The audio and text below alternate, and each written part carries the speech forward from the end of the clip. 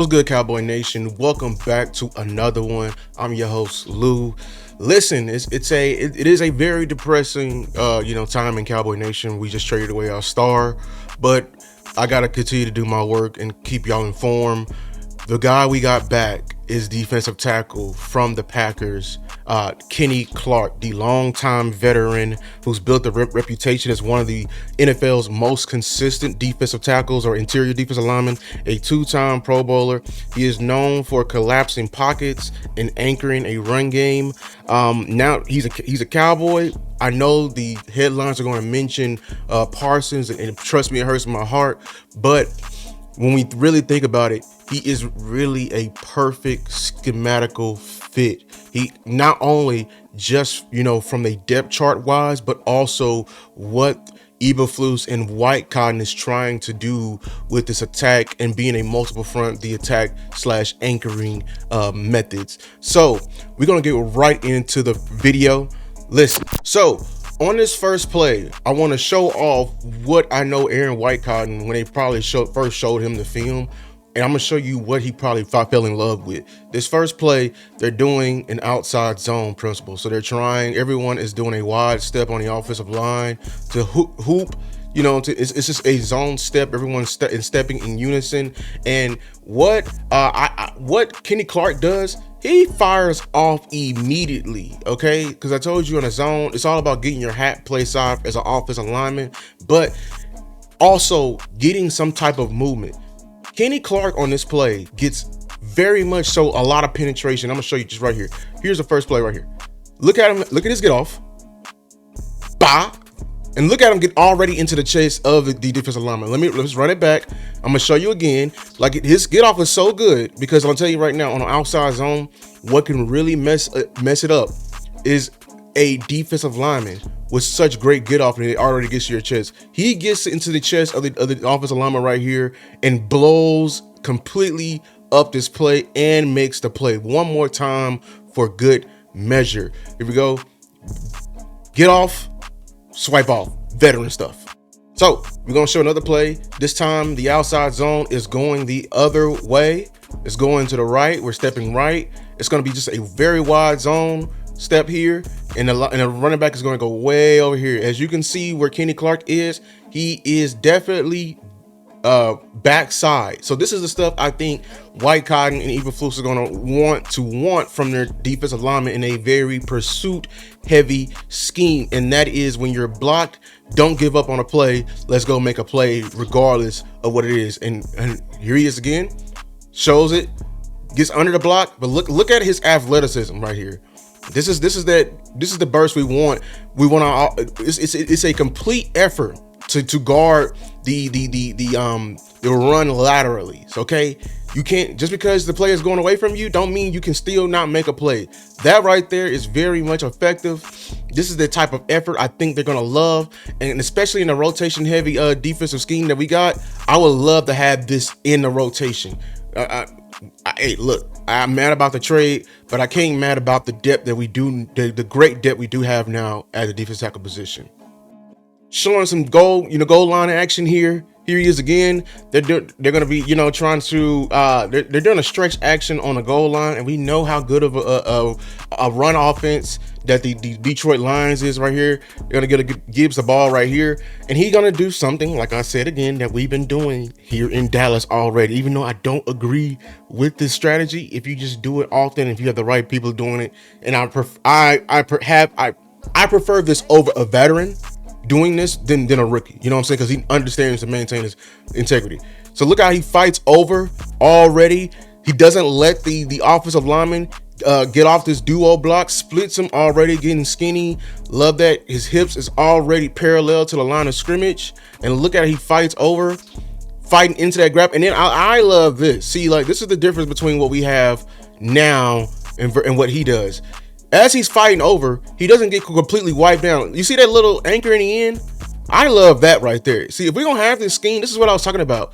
Be in your gap, but also have some type of veteran, awareness and everything like that. We're in the progression of the run now. pick your head up. Let's start anchoring. Once we have officially beaten the offensive lineman in the gap. Let's anchor and secure the gap just a tad bit, because now we're free. Because now, you know what I'm saying? So he did his job. Number 7 is free. Like, the linebacker is roaming free.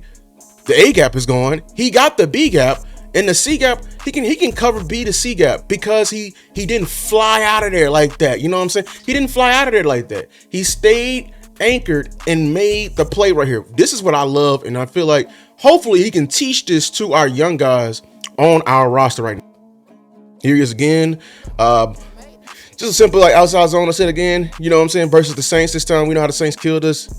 He just remains, even though like the offensive lineman gets his head placed out right here, he just maintains the anchor and be able to shed off and make a play right here. That right there it doesn't show it, but it shows his strength. Even though he's out blocked here, he's still able to shed off and make a play right here when he's completely blocked. I think that's the strength that we don't see yet in this room just yet.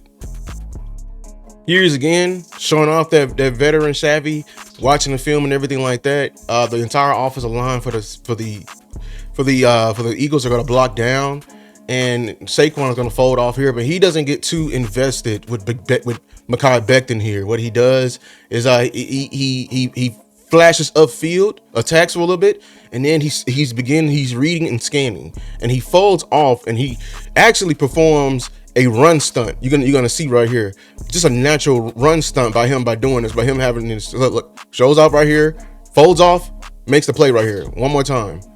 That showing off his awareness. We're showing off his awareness right here. Shoots up the field, sees it, gets in the progression. Good job. Here he is again. I mainly want y'all to focus on the alignment, that versatility he's gonna add to this room. Like I said, fits the scheme. It seems like Eberflus and White Cotton want guys who can play both the 1 and 3 tech position.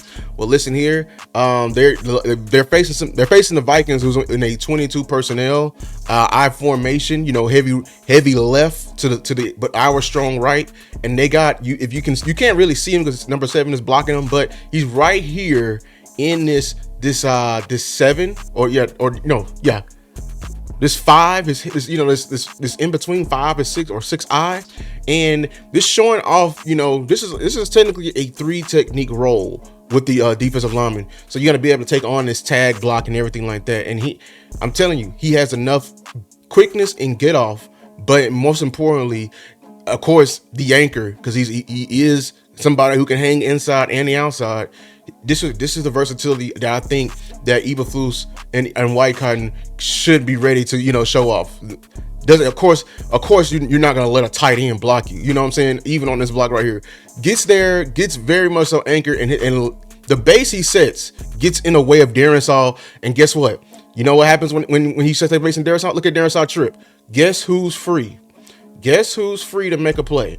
This guy right here, number 7.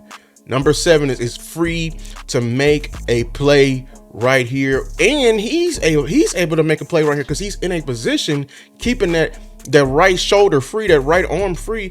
He can also make a play right here. So this is a great play right by him. And look, he's on the play. He's gonna get a half a tackle right there. But I'm telling you right there, that whole play was on him, man. And shout out to the other D tackle, you know, just beating him as well. But this, even if he wasn't there, I'm telling you right now, even if he wasn't there, Kenny Clark had that entire end of the line of scrimmage anchored, fully anchored. I'm telling you, man. I think White Cotton okayed this trade, or he definitely okayed getting Kenny Clark because he saw plays like this, man. The firing off and attacking and shooting the hands. He saw this right here. That's beautiful right there. Show that one more time. Firing off to shoot the hands. Beautiful right there. Beautiful right there. That's strong man strength. One more time for good measure. Man. Once again, wanted to show off his backside pursuit. They're running away from him again. Look at the big fella run. Look at the big fella run. I'm telling you, going backside, this man shows all that effort that I think White Cotton was preaching all offseason. Look at him run. Look at him run. Look how he do versus the Eagles. Take a look for yourself, man. You know, this is the first game of the season when they had in Spain. Look at him right here, man. Fires off, gets in the shoulder. Great penetration, man. Great initial penetration. That affects the play right here. One more time. Great initial penetration, man. So listen, shout out to Kenny Clark. Welcome to the Dallas Cowboys. He is a so they treated him much as a tweener in between, but I think that's what they were looking for in Dallas Cowboys, that little tweener role. But he's not like the traditional tweener role that we already have. Even though he was not the anchor that we wanted, like he's not two gapping, you know what I'm saying? But he the versatility he does possess is going to very much so be a big addition to the Dallas Cowboys, and it's going to be a great weapon to that. Will this replace the Micah Parsons effect? I don't think so. But will it actually contribute into helping the Cowboys have a adequate run defense? I think so. They finally listened to us and actually get it right. I just hate that it had to be at the cost of our best player. But if you love this video, man, comment down below how do you feel about Kenny Clark and what you saw. Hey, let's go Cowboys.